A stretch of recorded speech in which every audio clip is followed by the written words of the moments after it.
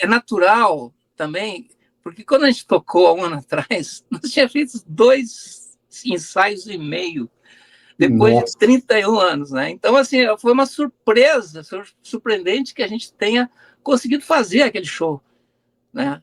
E que, claro, que foi um show impregnado de muita emoção. Você lembra muito bem que teve uma caravana de gente, né? De Nossa, o várias Brasil unidades, todo ali, eu nunca tinha várias visto nada unidades igual. da federação estavam representadas, né? E claro que na medida que a gente foi fazendo os shows na sequência, os neurônios, as memórias foram que nem aquele efeito de bolinha de ping-pong, né? Foi uma coisa acionando outra, e a gente foi reaquecendo lembranças. O que fazia essa hora, eu fazia que lance ali, tá, vou voltar a fazer e tal. Como é que era mesmo? Então, o show agora, em 10 de abril, vai estar um show mais pancada, assim, mais maduro. A gente poder, pelo que eu tem falado, a gente pode esperar um Engenheiros mais raiz, aquele Power Trio casca grossa mesmo. Com certeza, com certeza. Essa é uma característica, uma das coisas que a gente resgatou e que era fundamental, que nos caracterizava naquela época, porque a gente tocava sempre no limite. A gente tinha, todos nós, limitações técnicas, né?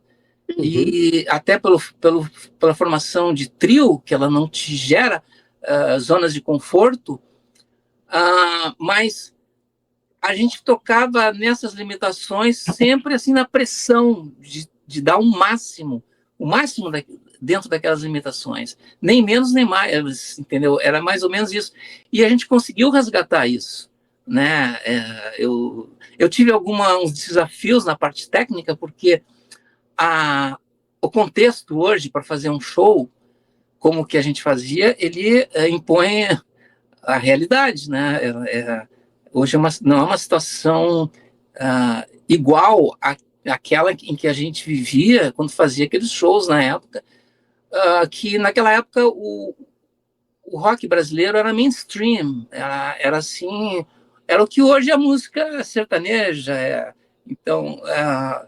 Então a gente tinha possibilidades de aprimorar, de investir, arriscar. Eu comprava muito equipamento, quebrava no meio da viagem, aí não funcionava alguma coisa ali, mas era uma coisa que precisava se fazer. Hoje, as estruturas de show, elas mudaram, em alguns aspectos elas evoluíram para melhor, né? Mas em alguns outros aspectos ficou assim inviável certas coisas, né? Por exemplo. Por exemplo, assim, naquela época, o nosso equipamento de show ele era um tanto volumoso, ele ficava em depósito, a gente não levava para casa o que a gente usava. Então, na guitarra, eu tinha uma parede de amplificadores mesa Bug, 2 caixas 4x12, 2 racks, Nossa. 16 unidades e 8, e um sistema que me possibilitava, dentro de uma mesma música, mudar de um timbre para outro bem diferente, sem ficar assim dançando, né, em cima de pedais, né? Uhum. Porque era assim, a gente ia arranjando, construindo as músicas, e aquilo ia nos impondo. A gente queria fazer coisas, mas para fazer aquilo, a gente tinha que construir a condição, né? Como é que eu vou conseguir fazer isso, né? Então, esse era o mecanismo, assim. E hoje em dia é inviável viajar com aqueles equipamentos. Então, as restrições são muito severas assim, para efeitos de transporte aéreo e tal. Então, o que aconteceu é que eu precisei fazer uma tradução técnica de como eu conseguia os sons daquela época, como é que eu poderia traduzir para soluções de hoje.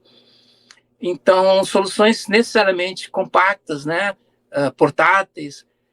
O que ajudou foi que, em alguns aspectos, a tecnologia avançou para permitir fazer certas coisas que naquela época não dava para fazer.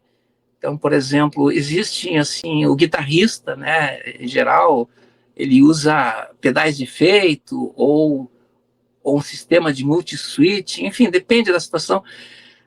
Naquela época, se eu usasse 3 pedais seguidos ou um quarto, o som da guitarra ia ficando ruim, porque o sinal, né, ia se deteriorando, né, de um pedal para outro, né? Hoje em dia isso não é um problema porque existe uma coisa que naquela época não existia, que é uma coisa chamada True Bypass. Quer dizer, Uhum. o som só passa pelo circuito do pedal na hora que está efetivamente usando ele, né? Enquanto isso, o som passa limpo direto. Então, isso aí, e assim, também uma coisa que ajudou, que alguns efeitos que naquela época só existiam em unidades de rack, de estúdio, e eu usava aquilo, né? Algumas dessas soluções surgiram na forma de pedais, né? Então, tem, por exemplo, um pedal que foi muito marcante da banda Fleetwood Mac, que era o Attack Decay. Esse é um pedal que chegou a ser extinto e depois virou item de colecionador, custava assim uma fábula, e daí a Electro-Harmonix relançou com algumas, até umas melhorias e tal. Então, a gente tem algumas perdas que, em relação àquela época, mas teve eu acho que 95% do som que eu produzia, eu consigo reproduzir hoje. Tem assim uma outra coisa que, ó, não tem jeito, tem que pegar, trazer aquele hack, botar, porque senão. Mas Mas então foi nesse, uma. nesse pequeno parâmetro, tu sentiu uma assim mais evolução ou regressão? Algum momento essas tecnologias que por um lado te otimiza, mas sentiu algum momento que ela dificultou um pouco de reproduzir as timbragens e sonoridades que tu reproduzia nos anos 80 e 90?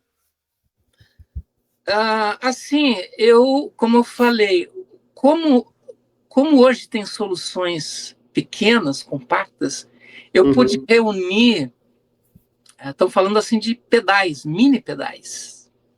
Então você tem uma quantidade, porque eu usava como uma aquarela, assim, uma aquarela de sons, né? Porque são vários os efeitos, né? A guitarra elétrica, ela tem um sinal que ela gera, mas o som dela vai ser consolidado pela amplificação, pela seleção ali dos captadores que ela tem e por efeitos que que o guitarrista usar. Então, na época da banda, eu sempre usei muitos efeitos, por uma música aqui, outra ali, para não ser uma coisa muito, sei lá, para dar um arejamento na sonoridade, né? E quando eu achava que era o caso, que cabia, às vezes era precisar uma bala de canhão para matar uma mosca. Então, um pequeno detalhezinho exigia todo um negócio. Mas era a maneira como a gente fazia.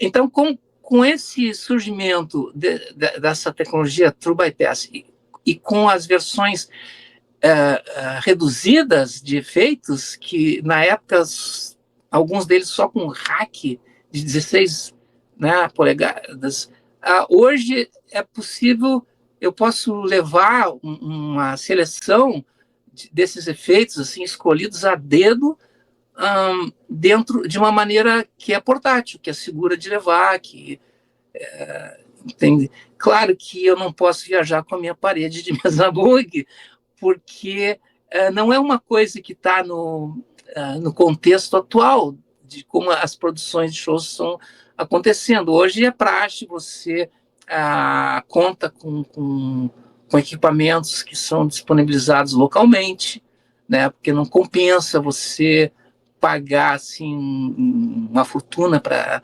despachar excesso de bagagem, enfim, e também porque hoje Passagem aérea hoje, infelizmente, está muito caro também. Tudo desafiador. é o aspecto mais pesado de produção, é o transporte aéreo. Assim, isso.